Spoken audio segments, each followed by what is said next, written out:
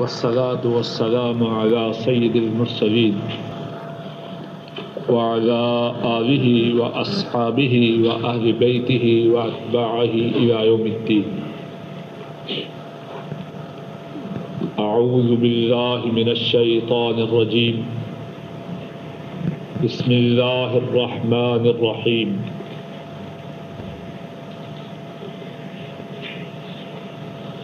واتبعوا ما تتلو الشياطين على ملك سليمان وما كفر سليمان ولكن الشياطين كفروا يعلمون الناس السحر وما أنزل على الملكين ببابل هاروت وماروت وما يعلمان من أحد حتى يقولا إنما نحن فتنة فلا تكفر فيتعلمون منهما ما يفرقون به بين المرء وزوجه وما هم بضارين به من أحد إلا بإذن الله ويتعلمون ما يضرهم ولا ينفعهم ولقد علموا لمن اشتراه ما له في الآخرة من خلاق ولبئس ما شروا به أنفسهم لو كانوا يعلمون ولو أنهم آمنوا واتقوا لمثوبة من عند الله خير لمثوبة من عند الله خير لو كانوا يعلمون. واتبعوا اور انہوں نے پیروی کی ما تتلو الشیاطین علی ملک سلیمان اس چیز کی جو پڑھتے تھے شیاطین سلیمان علیہ السلام کے زمانہ بادشاہت میں، اور انہوں نے پیروی کی جو شیاطین سلیمان علیہ السلام کے زمانہ بادشاہت میں پڑھتے تھے. وما کفر سلیمان اور سلیمان علیہ السلام نے کفر نہیں کیا. وَلَكِنَّ الشَّيَاطِينَ كَفَرُوا لیکن شیاطین نے کفر کیا. يُعَلِّمُونَ النَّاسَ السِّحْرَ وہ سکھلاتے تھے لوگوں کو جادو. وَمَا أُنزِلَ عَلَى الْمَلَكَيْنِ اور نہیں نازل کیا گیا اوپر دو فرشتوں کے. قاری صاحب ادھر تشریف ہے،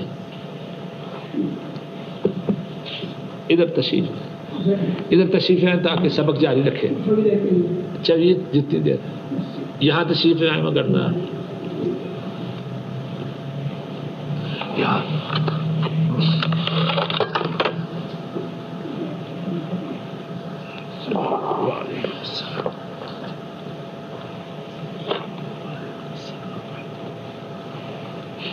وما انزل على الملكين ببابل هاروت وماروت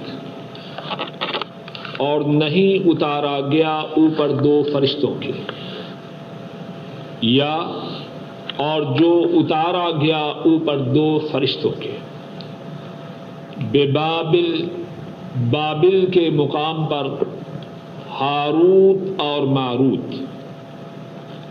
وما يعلمان من احد اور نہیں وہ دونوں سکھلاتے تھے کسی ایک کو. حتی یقولا یہاں تک کہ وہ دونوں کہتے انما نحن فتنہ بے شک ہم فتنہ ہیں. فلا تکفر پس کفر نہ کر. دو فرشتوں پر اس بارے میں بات کو ذرا سمجھ لیجیے. اس بارے میں بعض حضرات کا خیال ہے کہ اس میں جو وما انزل ہے اس کا معنی جو اتارا گیا دو فرشتوں پر. اور ان کی پہلی بات سمجھیں پھر دوسری بات کریں گے. اور ان کی بات کے مطابق تفسیر اس طرح ہوگی، اور جو اتارا گیا دو فرشتوں پر بابل کے مقام پر، اور ان فرشتوں کے نام ہاروت اور ماروت تھے. بعض علماء یا بعض مفسرین کا خیال ہے کہ اللہ تعالیٰ کی طرف سے دو فرشتے آزمائش کے طور پر بابل کے مقام پر اتارے گئے. ان کا نام ہاروت اور ماروت تھا، اور وہ لوگوں کو تب تک یہ بات نہ سکھلاتے جب تک یہ نہ کہتے کہ ہم تو بطور آزمائش دنیا میں بھیجے گئے ہیں، تم جادو سیکھ کے کفر نہ کرو. ایک معنی تو یہ. دوسرا معنی یہ ہے کہ نہ تو سلیمان علیہ السلام نے کفر کیا، شیطانوں نے کفر کیا، اور نہ ہی دو فرشتوں پہ کوئی چیز جادو کی نازل کی گئی. کیوں؟ یہ نازل کرنا کس کی طرف سے تھا؟ اللہ کی طرف سے. تو اللہ کی طرف سے جادو نازل ہونا تھا. امام ابن کثیر رحمہ اللہ اور دیگر کئی مفسرین کا خیال یہ ہے کہ یہاں فرشتوں پہ جادو کے اتارے جانے کی بھی نفی ہے. وما انزل علی الملکین، جس طرح یہ بات غلط تھی کہ حضرت سلیمان علیہ السلام نے جادو سکھلایا، اسی طرح اس آیت کریمہ میں اس بات کی بھی تردید ہے کہ فرشتوں پہ جادو اتارا گیا. واللہ اعلم بالصواب. شاید یہی معنی صحیح اور درست ہے، یہی معنی زیادہ صحیح اور درست ہے. اور اگر کوئی شخص دوسرا معنی بھی لے، انتہائی ضروری بات ہے. اس کے بعد جو لمبی کہانیاں اور قصے ہمارے واعظین بتلاتے ہیں وہ قطعاً حرام ہے. یعنی اگر کوئی یہاں تک معنی لے گے فرشتوں پہ نازل کیا گیا اور اسی حدود میں رہیں جہاں تک آیت کریمہ ہے، تو پھر تو بات کم خطرے کی ہے. لیکن جو واعظین بیان کرتے ہیں کہ وہاں ایک عورت تھی، اس کا نام زہرہ تھا، فرشتوں نے اس کی طرف دیکھا، ان کے دل میں اس کی محبت پیدا ہوئی، پھر اس عورت نے ان فرشتوں سے اسم آدم سیکھا اور وہ اسم آدم پڑھا اور آسمان کی طرف اٹھی، اوپر سے بجلی کی چمک اور کڑک آئی اور وہ جل گئی اور ستارہ بن گئی. سب قرآن و سنت سے ایسی کوئی بات ثابت نہیں، اور بلکہ عام قاعدہ اصول کی بات جو قرآن کریم کی تفسیر کرتے اور سنتے اور سمجھتے ہوئے یاد رکھنی چاہیے وہ یہ ہے کہ قرآن کریم میں جو واقعات بیان کیے گئے ہیں ان میں لمبی چوڑی تفسیر نہیں، لمبی چوڑی تفسیر نہیں. قرآن کریم میں جو واقعات ہیں ان سے مقصود عبرت و درس ہے. ہمارے واعظین جو لمبا چوڑا قصہ بیان کرتے ہیں اپنی طرف سے، یوسف علیہ السلام کا قصہ راتوں کو دیہاتوں میں پڑھا جاتا ہے، جو درس عبرت اور سبق ہوتا ہے اسی طرف توجہ ہی نہیں کرتے. یہ قرآن کریم کی روح کے، قرآن کریم کی حقیقت کے برعکس بات. حضرت صلی اللہ علیہ وسلم نے بھی قصے بیان کیے، قرآن کریم میں بھی قصے بیان کیے گئے، لیکن مختصر موٹی موٹی بات ہے، اور توجہ ہے اس قصہ میں جو نصیحت، جو درس، جو سبق، جو نتیجہ ہے اس پہ. اب بات کو اپنی طرف سے ربا کرنا یا یہودی اور عیسائیوں کی باتوں کو سننا اور ان کو قصوں میں داخل کرنا، یہ قرآن و سنت کے خلاف بات ہے. اور نہیں اتارا گیا اوپر دو فرشتوں کے، اور باقی جو حصہ ہے اس کا تعلق شیاطین کے ساتھ ہے. یعلمون الناس السحر، وہ سکھلاتے لوگوں کو جادو، بے بابل کے مقام پر. اس کو آپ کہہ سکتے ہیں جملہ معترضہ ہے. ہوتا ہے نا عربی میں بھی، انگریزی میں بھی، اردو میں بھی درمیان میں ایک جملہ ہوتا ہے، پھر عبارت کا جو اصل تسلسل ہے وہ باقی رہتا ہے. سکھلاتے لوگوں کو جادو بابل کے مقام پر، ہاروت و ماروت۔ اس کا تعلق کس سے ہے؟ مفسرین نے اس کے متعلق دو قول بیان کیے۔ ایک یہ ہے یعلمون، سکھلانے والوں کے متعلق ہے کہ سکھلانے والے وہ شیاطین کون تھے؟ ہاروت و ماروت تھے۔ میں پھر بات کو دہراؤں گا، یعلمون وہ سکھلانے والے شیاطین کون تھے؟ ہاروت و ماروت تھے۔ دوسرا، بعض لوگوں نے اس کا تعلق الناس سے جوڑا ہے کہ وہ شیاطین کس کو سکھلاتے؟ ہاروت اور ماروت کو۔ مجموعی طور پر آیت کریمہ کے اس ٹکڑا کی تفسیر کے تین اقوال ہوئے۔ پہلا قول کہ فرشتوں دو پہ اتارا گیا اور ان فرشتوں کے نام کیا تھے؟ ہاروت و ماروت۔ لیکن جس طرح میں نے کہا ہے یہ قول مرجوح ہے، درست نہیں۔ دوسرا قول کہ فرشتوں پہ تو نازل نہیں کیا، بات ختم ہو گئی۔ اب اس قول دوسرے قول میں ہاروت اور ماروت ان کا کیا تعلق ہے؟ ایک معنی یہ ہے کہ سکھلانے والے ہاروت و ماروت تھے، بات واضح ہارون صاحب، اور اس کا تعلق پھر کس سے ہوا؟ یعلمون سے۔ معلمون سکھلانے والے کون تھے؟ ہاروت، میرے ساتھ ہیں تاکہ بات ذہن نشین ہو جائے۔ سکھلانے والے اشرف صاحب کون تھے؟ ہاروت و ماروت۔ اور دوسرا معنی یعلمون الناس، لوگوں کو سکھلاتے تھے، اور وہ لوگ کون تھے؟ ہاروت اور ماروت۔ بات واضح ہے کیوں نہیں؟ وما يعلمان من احد حتى يقولا انما نحن فتنہ، اور نہ وہ دونوں سکھلاتے ہاروت و ماروت کسی کو مگر وہ دونوں کہتے بے شک ہم آزمائش ہے، فلا تکفر، پس کفر نہ کر۔ یہاں سوال پیدا ہوتا ہے کہ ابھی ہم نے کہا ہاروت و ماروت سے کون مراد ہے؟ شیاطین، یہی کہا ہے۔ اب شیاطین اتنی اچھی بات کہتے ہیں، سوال سمجھ میں آیا کہ نہیں؟ ہاں یا نہ سے بولیے نا، کچھ نہیں، یا تھک گئے آپ؟ کیوں اشرف صاحب؟ سوال یہ ہے کہ ابھی ہم نے کہا کہ ہاروت و ماروت سکھلانے والے یعنی شیاطین ہیں، تو اتنی اچھی بات شیطان کہہ سکتے ہیں؟ جواب یہ ہے کہ جو پکا شیطان ہو نا، جس نے کسی کو اپنا شکار کرنا ہو، وہ اس طرح کی اچھی بات کہتا ہے۔ کیا ہمارے ہاں ایسے خبیث نہیں؟ شیطانی باتیں سکھلاتے ہیں، پہلے کہتے ہیں بھائی نہ سیکھو، بڑی نقصان دہ ہے۔ یعنی پہلے اس ایسے انداز سے سکھلاتے ہیں کہ سیکھنے والے کے دل میں اور زیادہ کشش پیدا ہو، بدماشی کا تعویذ دیتے ہیں، بدماشی کے گڑ سکھلاتے ہیں، کہتے ہیں دیکھنا اس سے کوئی بری حرکت نہ کرنا۔ بات جادوگری کی سکھلا رہے ہیں، کہتے ہیں دیکھنا کسی مظلوم پہ ظلم نہ کرنا۔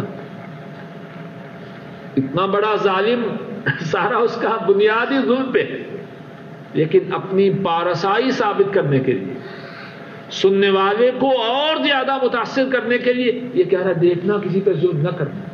بات واضح ہے کہ نہیں؟ اس میں ان کی شیطنت کا اور زیادہ اظہار ہوتا ہے۔ کیوں جی قاری صاحب، بات واضح ہے کہ نہیں؟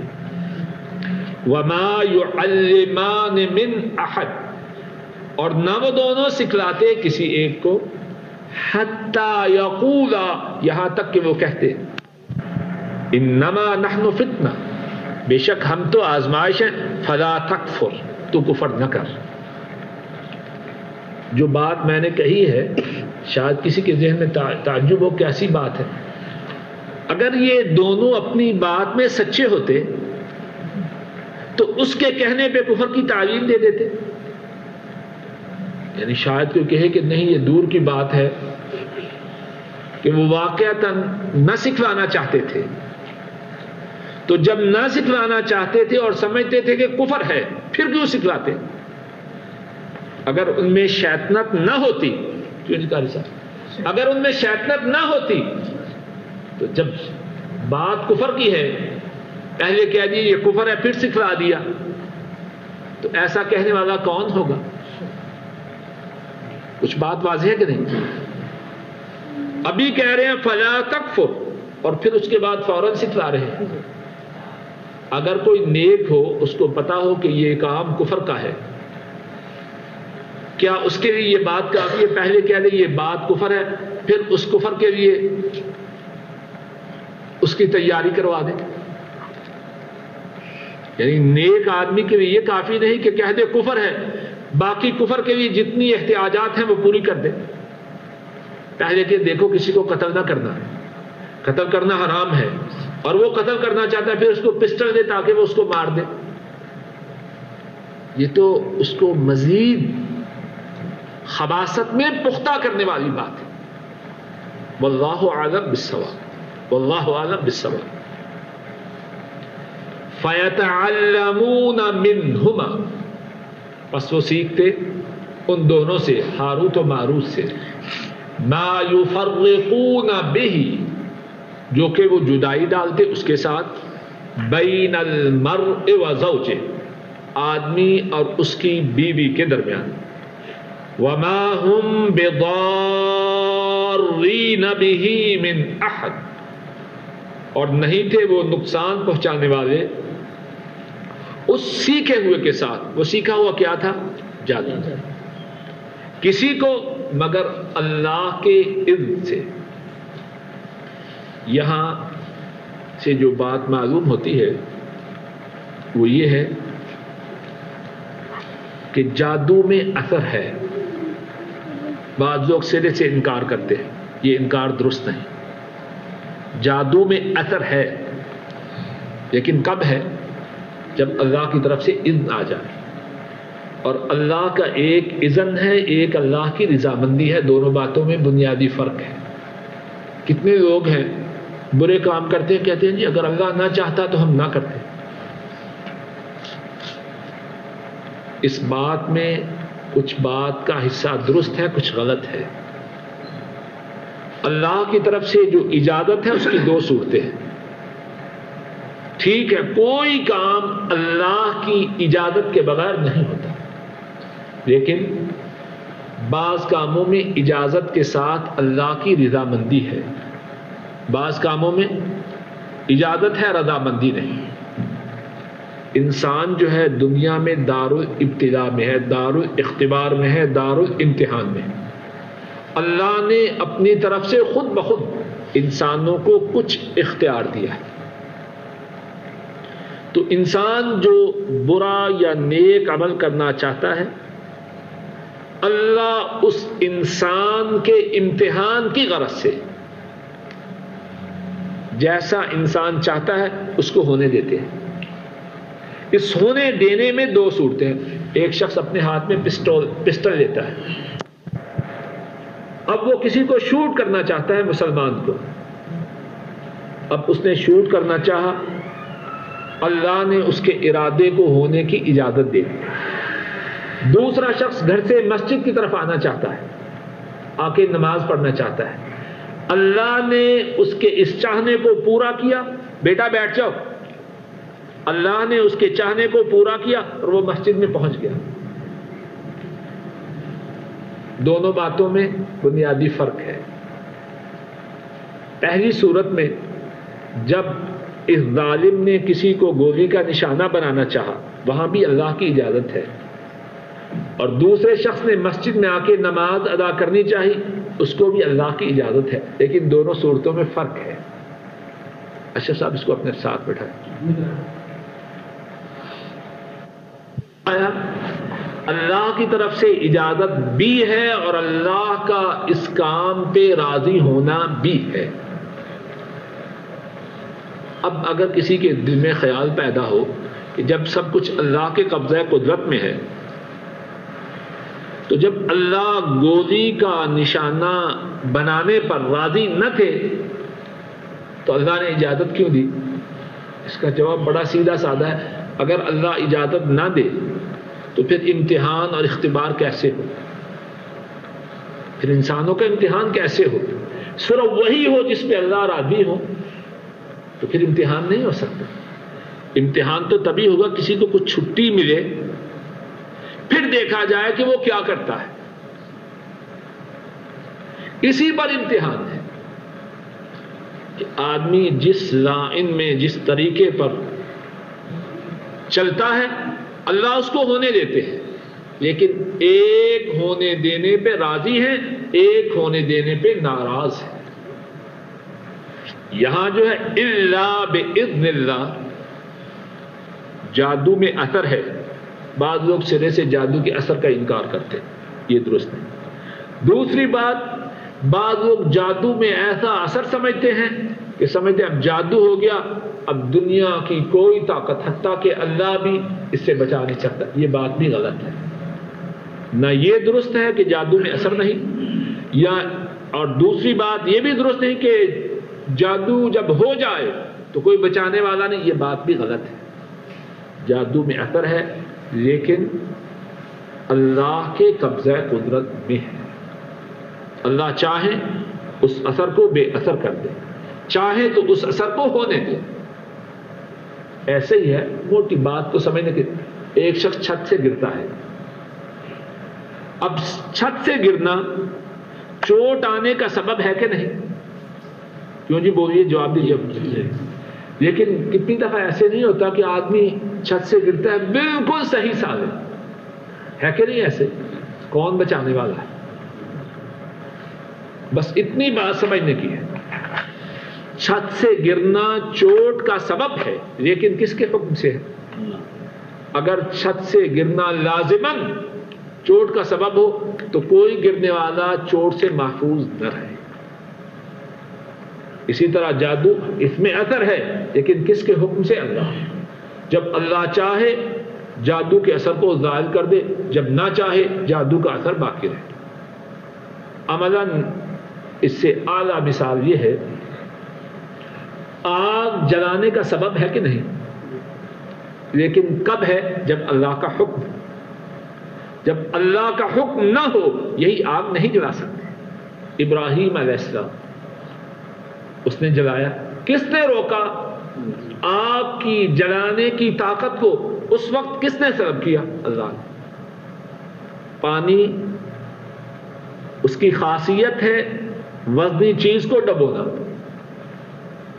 موسیٰ علیہ السلام اور ان کی قوم اسی پانی میں بچ کے نکلے، فرعون اور اس کی قوم اسی پانی میں غرق ہوئے۔ تو مقصد یہ ہے کہ پانی کے دبونے کی جو طاقت ہے وہ پانی کے اپنے اندر نہیں، آسمان والے کی طرف سے ہے۔ یہی بات جادو کی ہے، اثر ہے لیکن کس کے حکم سے؟ اللہ کے حکم۔ تو جب اللہ کے حکم سے ہے جادو تب اثر کرے گا جب اللہ کی طرف سے اجازت ہوگی، اور اللہ کی اجازت کا ہونا اس بات کا متقاضی نہیں کہ اللہ اس پہ راضی بھی ہے۔ بات واضح ہے جی اچھی طرح؟ کیوں نہیں اشفاق صاحب؟ وَيَتَعَلَّمُونَ مَا يَضُرُّهُمْ وَلَا يَنفَعُهُمْ۔ عجب انداز ہے قرآن کریم کا۔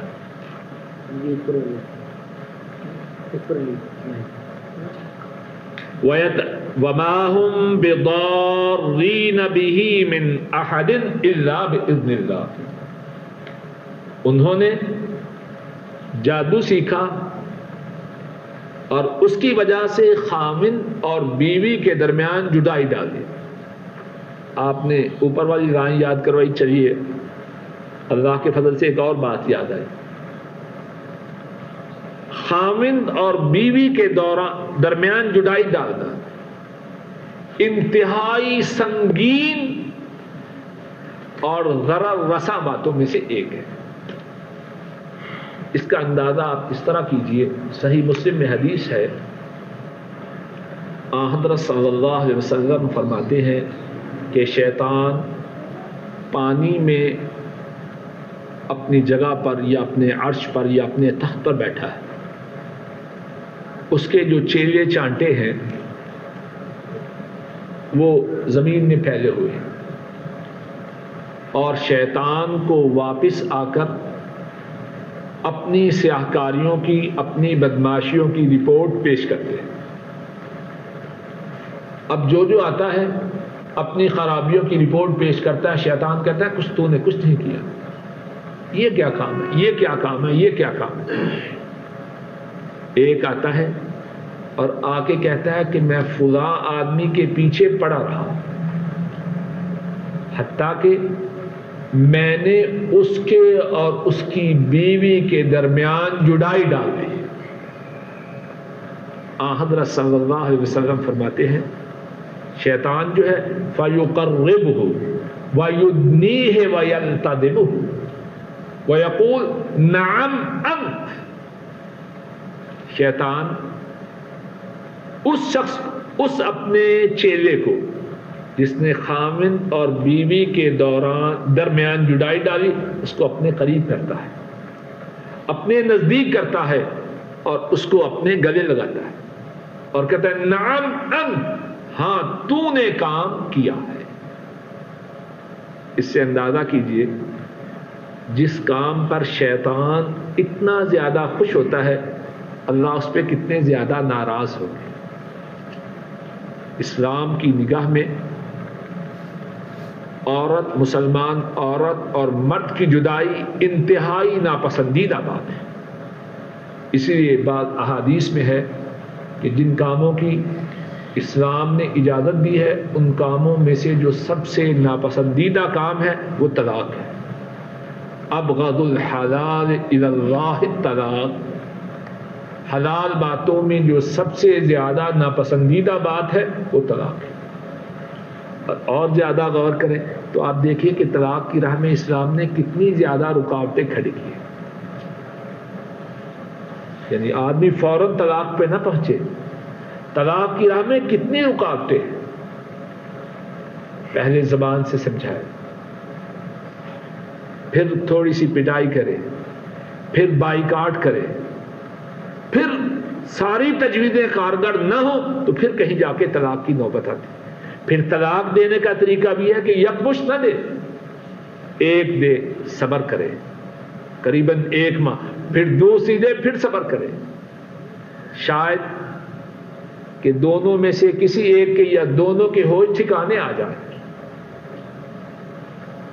تو فرمایا کہ وہ اس جادو سے خاوند اور بیوی کے درمیان جدائی ڈالتے، اور جدائی نہ ڈال سکتے جب تک اللہ کی طرف سے اذن نہ ہوتا۔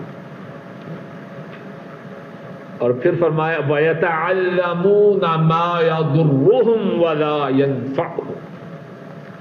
اب ان کا مقصود اس جادو کے سیکھنے سکھلانے سے تو شیطنت کا کرنا تھا، لوگوں کو نقصان پہنچانا تھا۔ فرمایا جہاں تک لوگوں کے نقصان کا تعلق ہے یہ ان کی مرضی سے نہ تھا، اللہ چاہیں تو تب نقصان پہنچتا تھا، لیکن جہاں تک ان کی اپنی شخصیت کا تعلق ہے، اپنی ذات کا تعلق ہے، ان کے لیے نقصان یقینی ہے۔ کچھ بات سمجھ میں آئی؟ وَيَتَعَلَّمُونَ مَا يَضُرُّهُمْ، ان کا جادو کا سیکھنا ہی ان کے لیے نقصان والی بات تھی، وَلَا يَنفَعُهُمْ، اور ان کے لیے اس میں کوئی نفع نہ تھا۔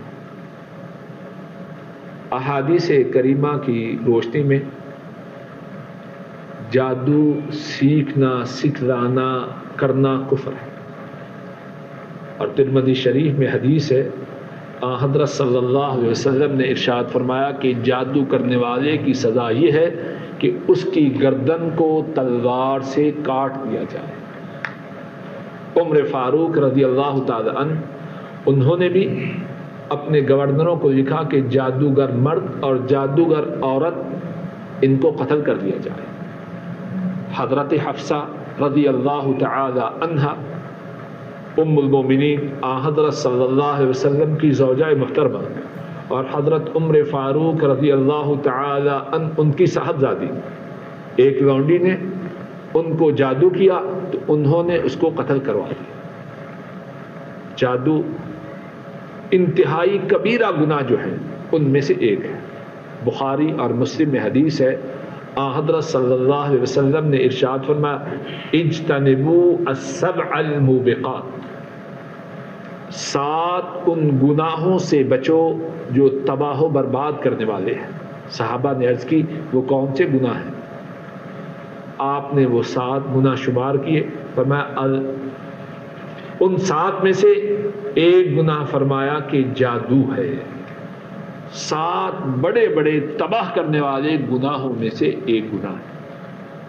تو یہاں بھی فرمایا کہ جادو کا سیکھنا ان کے لیے نقصان تو حتمی بات، اور نفع کا نہ ہونا یہ تو حتمی بات۔ اب وہ کسی کو نقصان پہنچا سکے کہ نہ پہنچا سکے یہ اللہ کی قبضہ قدرت میں تھا۔ وَلَقَدْ عَلِمُوا لَمَنِ اشْتَرَاهُ مَا لَهُ فِي الْآخِرَةِ مِنْ خَلَاقٍ، ان کی بدبختی اس کا ذکر ہو رہا ہے کہ یہ جو سب کچھ انہوں نے کیا جہالت میں نہ کیا۔ عام طور پر محاوروں میں کہتے ہیں ایک تو یہ ہے نا کہ کوئی جاہل آدمی، بے سمجھ آدمی، نتیجہ سے غافل آدمی غلطی کرے وہ بھی بری ہے، لیکن اگر وہ غلطی کرے جس کو انجام کی خبر ہے تو اور زیادہ بری بات نہیں۔ فرمایا وَلَقَدْ عَلِمُوا، اور البتہ تحقیق انہوں نے جان لیا، لَمَنِ اشْتَرَاهُ، جس نے اس کو خریدا، کس کو؟ جادو کو، مَا لَهُ فِي الْآخِرَةِ مِنْ خَلَاقٍ، اس کے لیے آخرت میں کوئی حصہ نہیں۔ کتنی محرومی ہے، کتنی شقاوت ہے، کتنا حرمان ہے، کتنی بدبختی ہے کہ یہ جادو کے سیکھنے والے آخرت میں ان کا کوئی بیلنس نہیں۔ اگر بات کو کچھ اپنے ذہن میں اتارنے کی کوشش کرنا ہو تو اس بات کو اپنے ذہن میں اتارے کہ کوئی شخص ہند و پاک سے یہاں آئے، 20 25 30 سال یہاں ملازمت کرے، اس لیے کہ اپنے ملک جب واپس جائے تو اس کا کچھ بن جائے، جب واپس جائے تو بالکل خالی ہاتھ جائے، اور سارے عرصے کے دوران اس نے ایک پائی بھی اپنے ملک نہ بھیجی ہو، تو اس جانے والے کو لوگ کیا کہیں؟ بدبخت یا خوشبخت؟